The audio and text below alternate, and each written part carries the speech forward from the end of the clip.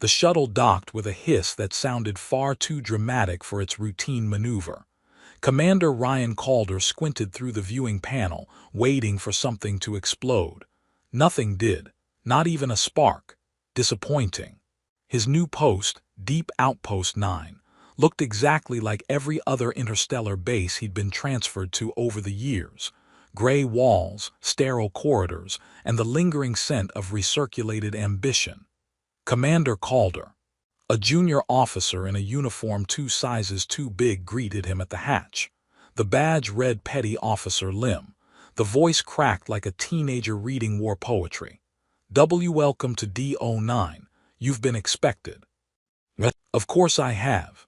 I'm extremely expected, Ryan muttered, stepping onto the platform with a duffel slung over his shoulder and an eyebrow raised high enough to breach protocol. Lim tried to keep up, tapping nervously at his datapad as they moved through the main corridor. There's been a slight change to your assignment. Ryan stopped, slight-like. The last time I was reassigned to clean-up duty in a reactor meltdown.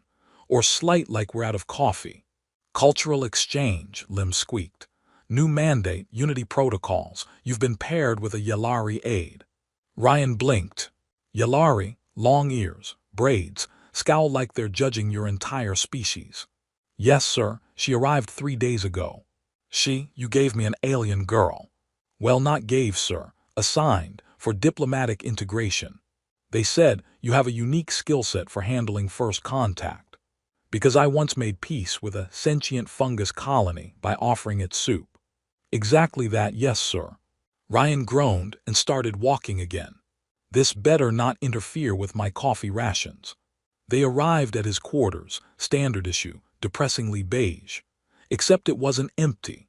She stood by the far wall, arms behind her back, posture perfect, expression carved from the same granite as every angry academy instructor Ryan had ever known. She looked human at first glance, tall, athletic build, pale complexion. But her ears were long, arched gracefully like polished obsidian, and her eyes had a faint violet glow. Her braided yellow hair hung over one shoulder, thick as ship cables and somehow gleaming even in the harsh lighting. She offered a single, curt nod. You are the human commander I am to assist. And you're the alien girl I'm not allowed to offend, Ryan said, dropping his duffel by the bunk. This will be fun. I do not require fun. Oh, we're already bonding. She blinked slowly, the way a predator studies something too slow to eat. My designation is Kelari. Do you have a shorter version? Something that doesn't sound like a starship crash. I will allow you to call me Kelari. Charming. She turned on her heel and began rearranging his shelf. Without asking, she moved his shaving kit to the footlocker, shifted his backup boots to the main storage, even realigned his toothbrush holder. That's where I keep my toothbrush, he said, watching her place it exactly 0.7 centimeters to the left. It is now in optimal alignment with the sonic vent. I liked it unoptimally. Kelari looked at him. Your attachment to chaos is noted. Ryan gave a resigned sigh and flopped onto the bunk, shoes still on. This assignment is a prank, right? Somewhere someone's laughing. Kelari moved to the desk and opened his datapad. Your command schedule is inefficient. I have restructured it. You just hacked Did you just reschedule my lunch breaks? They interfered with ship diagnostics. I like interference, it's when I eat. Kelari didn't even look up. You may snack during door recalibration tests. I'm starting to think you were assigned to slowly drive me mad. I was told you would be difficult, and here I was hoping you'd be polite. At that moment the wall panel flashed red. Emergency alert, Sector E17, oxygen fluctuation detected. Ryan was already on his feet. That's a pressure corridor. If it vents, it'll decompress half the wing. I am aware, Kelari said, already moving.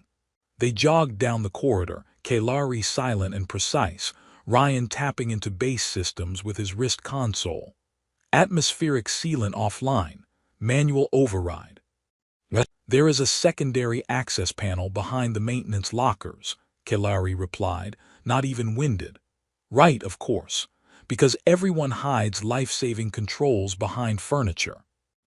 Kelari reached the panel, pulled it open, and immediately got to work on a tangle of blinking conduits. You're not supposed to bypass that without engineering clearance. You are welcome to file a complaint once we are no longer suffocating. Ryan watched her hands move, quick, certain, elegant in their precision. In less than 15 seconds, the red light faded to amber, then green. He let out a breath he hadn't realized he was holding. You do that a lot. I have bypassed 3 systems since my arrival. Do any of them involve the coffee dispensers? I improved their efficiency by 17%. You're a monster. They returned to his quarters in silence until Kelari spoke again. You performed adequately under pressure. Thanks, you weren't too bad yourself, Lieutenant Pointy Ears. That is not my title. It is now. She stared at him for a long moment before answering. I have studied Terran humor. This is an example of it. Terribly executed, but yes. Kelari tilted her head. I will attempt a joke. Oh no. What do you call a human commander who places his toothbrush in suboptimal positions? Do I want to know? A security risk. Ryan barked a laugh. You're terrifying. I accept this as a compliment. Later that night, as he lay on the bunk pretending not to feel like he'd just run a marathon, Ryan noticed his toothbrush had been moved back to its original position. He didn't mention it. Ryan ducked as the training drone zipped past his head, buzzing like an angry wasp with lasers. He rolled to the side, took cover behind a deflector plate, and cursed under his breath. Next time I say, let's calibrate the training room on maximum difficulty, slap me. Hard. From across the room, Kelari didn't answer. She was a blur, darting between obstacles with unnerving grace. Her braids flowed behind her like banners as she leapt and landed silently on top of a crate, raised her modified pulse baton, and zapped the nearest drone into a puff of smoke and sparks. Ryan peeked over his cover just in time to see her pivot midair and tag 2 more drones in the same motion. He let out a low whistle. I didn't even know those things had weak spots. Kelari landed beside him, pulse baton still humming. You aim for the heat coil beneath the tertiary shield dome. Of course, obvious, my mistake. I was just trying to shoot them where the lasers come from. That is the most reinforced part, a poor tactic. Ryan leaned back against the wall, catching his breath. So what you're saying is I'm alive due to my endless charm and not any discernible talent. Statistically unlikely, but not impossible. Before he could respond, a voice echoed through the comm system. Commander Calder and Lieutenant Kelari report to Docking Bay 12. Priority mission briefing. Ryan groaned. Why do I feel like we're about to be sent somewhere freezing and full of things that bite?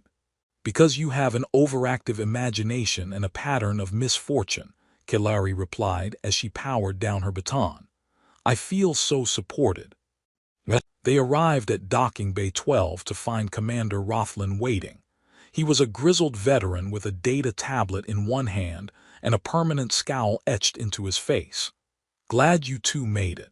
We've picked up a derelict freighter drifting near the edge of the Ulmir radiation belt. No response to hails, no life signs. Could be abandoned. Could be bait. Ryan arched an eyebrow. So naturally, we're volunteering to stroll into it blind. Exactly. Take a scout vessel, check it out. Retrieve any logs or survivors. If it looks hostile, get out fast. Kelari nodded. Understood. Do we have a schematic of the freighter? Rothlin handed her the tablet. Old civilian model, nothing you can't handle but stay sharp. 10 minutes later, they were strapped into a sleek scout vessel, zipping toward the edge of known space. Ryan took the pilot's seat, fingers dancing over the controls. Welcome aboard the glorious Mistake, fastest way to die stylishly in this quadrant. Kelari sat beside him, already studying the freighter's specs.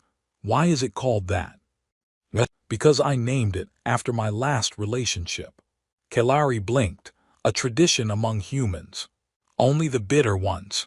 The derelict came into view, an enormous, hulking structure coated in radiation scars. Its engines were offline, and it tumbled slowly through space like a wounded whale. Ryan adjusted the trajectory while Kalari scanned the exterior. Minimal hull breaches. Power core is still faintly active. I detect no life signs, but one section of the ship is shielded from our scans. Which means that's where we're going.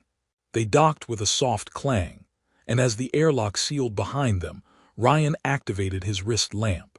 The freighter's interior was dark, dusty, and eerily silent. Debris floated in the stale air, broken tools, loose wiring, a single boot. Kalari moved ahead, scanning as she went. There are residual heat signatures, very recent, possibly within the last 2 hours. Ryan glanced around. Then someone's still here or something, and it's not paying rent. They made their way to the bridge, where Kalari interfaced with the ship's core systems. The display flickered to life, revealing fragments of a video log. A terrified crew fleeing from something unseen, shouts in the background, a screeching sound that didn't quite match any known creature.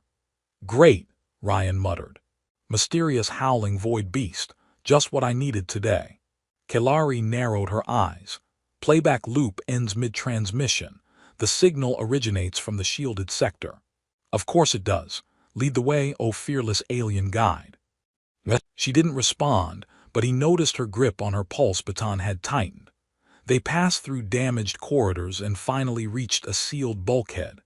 Kalari tapped the control panel, but it sparked and refused to open. "Manual override." "Affirmative, but I will need 30 seconds of uninterrupted access." Ryan sighed and stepped forward, raising his blaster. "Then I'll be the interruption." She knelt at the panel. A moment later, the walls behind them groaned, and 3 floating drones burst from a ceiling vent, whirring and armed. Ryan ducked, firing instinctively. One drone exploded, but the other 2 returned fire, forcing him into cover. "Kalari, how's that override coming?" "Working. I suggest movement to your left." He dove left as a bolt of plasma scorched the ground where he'd just been. "Thank you for the helpful commentary." Kalari twisted a wire and the bulkhead snapped open with a hiss. "Now." They slid through the door, sealing it behind them. Inside, they found a strange chamber filled with Yalari tech, illegally modified, judging by Kalari's expression. A jury-rigged transmitter pulsed in the center, still active. "This isn't standard equipment," she said quietly. "Yalari smugglers used this setup during the war. It transmits decoy signals, mimicking distress calls." "So it wasn't a freighter," Ryan muttered. "It was bait to lure in rescue teams." Kalari touched a glowing panel. "Someone left in a hurry. The signal's been looping. This setup could pull in dozens of ships over time." Ryan sighed. "Let's shut it down and take whatever data we can, before someone shows up expecting prey." They powered down the array and returned to their ship. As they detached, the freighter drifted quietly behind them, silent once again. Back aboard Outpost 9 after the debriefing, Ryan sat with Kalari in the mess hall, sipping something that vaguely resembled soup. "So," he said, "you saved my life twice." "Yes. Don't get used to it." Kalari looked at him evenly. "I do not plan to. You are reckless. I call it charmingly bold. Your charm is statistically hazardous." Ryan grinned and raised his cup. "To another successful mission." Kalari raised hers as well. "And to minimal explosions." They clinked cups. The problem began with the ambassador's shoes. They squeaked loudly. With each dignified step through the halls of Deep Outpost 9, they emitted a high-pitched whine that echoed like a mating cry from a particularly desperate species of galactic weasel. Ryan leaned over to Kalari and whispered, "If those shoes were any louder, the walls would develop ears and beg for mercy." Kalari blinked. "Why would the walls develop ears?" "Metaphor for suffering." "I see. I do not approve." The ambassador in question, Ambassador Telvin from the United Planetary Accord, paused at the entrance of the Command Assembly Hall, gave a theatrical sigh, and declared, "We must advance cooperation beyond formality. It is time we see whether the Unity program has accomplished its mission of trust." He gestured grandly toward Ryan and Kalari, and these two will give the presentation. Ryan choked on his protein chew. Wait, what? Kalari looked equally puzzled. We were not briefed for public speaking. Exactly, Ryan muttered. The only thing worse than being shot at by alien drones is talking about it afterward to people who own squeaky shoes. Ambassador Telvin beamed. A presentation tomorrow, summarizing your joint missions, interspecies synergy, and perhaps an anecdote or two. Nothing too stiff. Keep it warm, engaging, maybe a joke. Kalari leaned closer. He is asking us to lie. Worse, he's asking us to entertain. Back in their shared quarters, Ryan slumped into his chair while Kalari activated the holodable and began mapping timelines. Are you making a war map? He asked. A mission map. Looks like a war map. Kalari didn't answer. Instead, she layered in mission logs, timestamps, ship schematics, and danger ratings. It looked extremely organized. It looked extremely boring.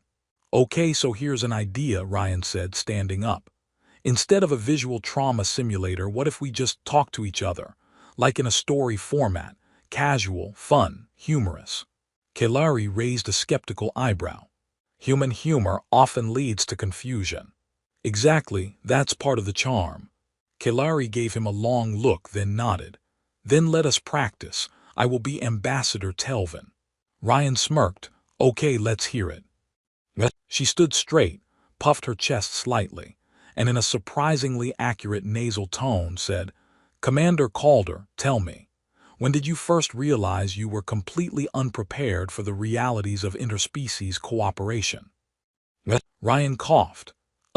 Probably when my toothbrush moved 3 centimeters and I nearly had a breakdown. Kalari nodded solemnly. Correct. Now explain why you insulted me by calling me Lieutenant Pointy Ears. Because deep down, I knew you were going to save my life at least twice, and I needed a head start on emotional detachment. She tilted her head. That actually makes sense. Really? No, but you delivered it confidently. By the time the mock presentation reached the part where Kalari recounted his attempt to deactivate a security field using a spoon and a motivational quote, they were both trying not to laugh. She even tried her first deliberate pun, referencing his half-baked escape plan, which stunned Ryan so much he dropped his stylus. The next morning, they entered the assembly hall wearing formal uniforms. Ryan whispered, This thing itches like it's woven from betrayal. Kalari didn't look up from her notes. You are nervous. Absolutely. I make a fool of myself in private, not in front of galactic ambassadors. You make a fool of yourself in front of everyone. That is your gift. The lights dimmed. The crowd hushed. The presentation began. Kalari opened with a struck. She walked to the desk, then paused. Would you like to hear another joke? Please lay it on me. What does a Terran commander say after surviving another diplomatic event? I don't know what. Let's never do that again. But then he does. Ryan chuckled. You're getting better. I am studying you closely. He raised an eyebrow. Should I be worried? Kalari didn't answer, just smirked ever so slightly and returned to her notes. The morning began with a fire drill that was not, technically, a drill. A plasma conduit burst in engineering subsection 4B and set off the station-wide alert, forcing every crew member into evac suits and emergency positions. Ryan, half-dressed, tripped over his boots as the alarm blared and Kalari calmly tossed his helmet at his face. You have 38 seconds before the corridor seals, she said, strapping on her own gear. Can a man panic in peace? Ryan groaned as he fumbled into the suit. You are very efficient at that already. They made it to the safe zone just as the blast doors closed. Several other crew members had already gathered, groggy and annoyed, though none more than Lieutenant Voss, who insisted on making every inconvenience a personal vendetta. This base has turned into a circus, Voss muttered, ever since they started this alien exchange experiment. Kalari stood next to Ryan, expression unreadable. He glanced sideways at her, but she showed no sign of reacting. Her stillness was louder than Voss's grumbling. Later that day, Ryan sat in the command lounge reviewing status updates. Most systems were back online. The plasma conduit had shorted due to a sabotage patch that wasn't authorized, meaning someone had installed alien-grade tech without clearance. Not just unauthorized, but highly illegal. Kalari entered silently and stood behind him. The conduit was modified. I noticed, you recognize the parts. She nodded. Yalari smuggler tech, repurposed. From a design we outlawed nearly a decade ago. Ryan turned in his chair. So how did it end up on our base? I do not know, but if someone planted it, they wanted to implicate me. Ryan frowned. No one's accusing you. She stared at him, her gaze calm but tense. Someone will. His console pinged. Security directive. Lieutenant Kalari suspended from operational access pending internal inquiry. She said nothing. Ryan stood so quickly he knocked over his coffee. They arrived in the command tribunal chamber, where Commander Rothlan and a security panel were already waiting. Kalari's posture was rigid, and she spoke with the clipped precision of someone walking a knife's edge. I did not authorize, install, or recommend the use of Yalari tech aboard this station. Yet the energy signature from the malfunction matches your homeworld standard, Rothlan said. It also matches the signature of dozens of black market tech circuits, she replied. Ryan stepped forward. Sir, if I may, Kalari has saved this station more times than the coffee machine has broken down. That should count for something. That's a lot of times, added someone from the corner. This is a formal hearing, not a roast, Rothlan said, though his mouth twitched. Ryan continued. If you suspend her based on circumstantial energy readings, we're not just jeopardizing our work. We're sending a message that every alien officer is one faulty wire away from being scapegoated. Rothlan narrowed his eyes. Are you suggesting sabotage? I'm suggesting someone wants this program to fail. There was silence. Kalari's voice cut through it. There is a possibility I can prove my innocence.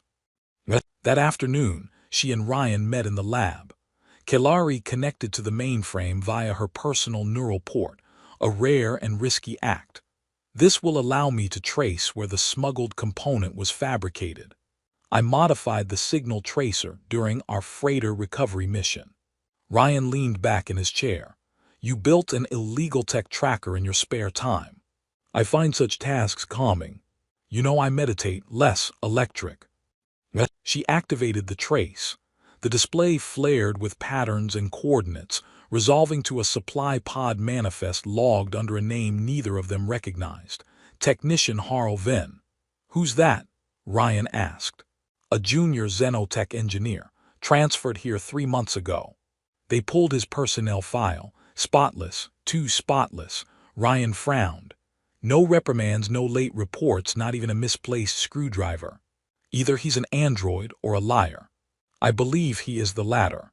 They found Venn in storage bay 3, rerouting parts from one crate to another. When he saw them, he froze. Hey, officers, he said with forced casualness. Something wrong. Just verifying inventory, Ryan replied. Anything smuggler-y in that box. Venn flinched. Kalari moved forward and pressed a small disc to the crate. It beeped. This item contains a signal-modified emitter coil, just like the one in Engineering 4B. Venn took off, fast. Ryan groaned and took off after him, dodging crates and yelling, I hate cardio. Kalari overtook them both in 4 strides, flipping Venn to the floor with one sweep of her leg. She pinned him with mechanical precision. You are under arrest for sabotage, xenophobic manipulation, and fleeing a very unimpressed alien. Ryan jogged up, wheezing. Couldn't you, I don't know, just ask him to stop? I did. Telepathically. Security detained Venn, and Kalari's suspension was lifted that evening.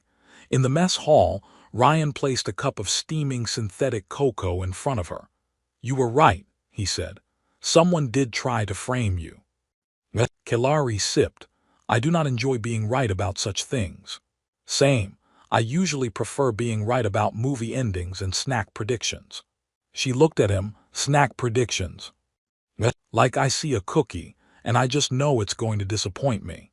Your instincts are bizarre. He smiled, but useful. There was a long pause, then she asked quietly, "Were you afraid they would believe I did it?" "Not for a second." "You argued hard." "I always argue hard when the person being wronged is the one who corrects my grammar while saving my life." She tilted her head. "You are difficult, and you're strangely reassuring." They sat in silence for a while, watching the station's orbit slowly roll past the window. The stars outside shimmered. Inside, everything had been shaken, but not broken. The alert came at 400 hours, because the universe had a cruel sense of timing. Ryan jolted upright, tangled in his sheets, and smacked his forehead on the bunk light. The alarm tone was unfamiliar, an emergency protocol not used since the station's construction. Kelari was already up, armored and scanning the feed on her wrist console. Distress call. Civilian transport ship Alarin, crippled near the gravity wake of Nebula G46. Ryan groaned and reached for his pants. Gravity wake. That's the one where space folds into itself and sneezes out reality glitches, right? It causes chaotic pull fluctuations and temporal distortion. Same thing. They reached the command deck as Commander Rothland paced beside a floating holomap. The Alarin has 27 passengers, no engines, and 20 minutes until it's pulled into the wake. No other ships close enough. We're close enough, Ryan said. Kelari nodded. Barely. Take a shuttle, Rothland ordered. Fastest one we have. Retrieve whoever you can. As they ran through launch prep, Ryan muttered, "You ever feel like this job is 90% running toward explosions and 10% sarcastic paperwork?" "I enjoy the paperwork." "Of course you do." They launched into deep space, slipping past asteroid fragments and radio-dead zones. The Alarin spun slowly in the distance, flickering navigation lights barely holding. Ryan adjusted the controls with one hand and checked the scans. The hull's holding barely. Life signs are erratic. Kelari strapped into the co-pilot seat. "We have 12 minutes. Want to hear a fun fact? We're flying directly into a gravitational tantrum. I've read bedtime stories with less horror." "Then tell me one. I find your storytelling oddly distracting." Ryan grinned. "Once upon a time, there was a grumpy alien girl who organized toothbrushes like she was planning a military coup. Continue, and I will deactivate the stabilizers." "Right fair." They docked with the Alarin in a maneuver that could only be described as desperately stylish.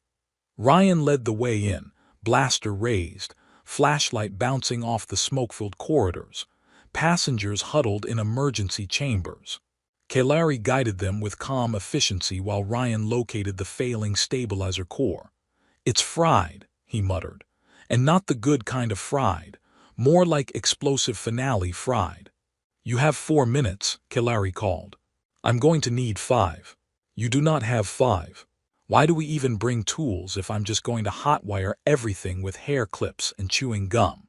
"Because you insist on carrying chewing gum into vacuum-rated suits."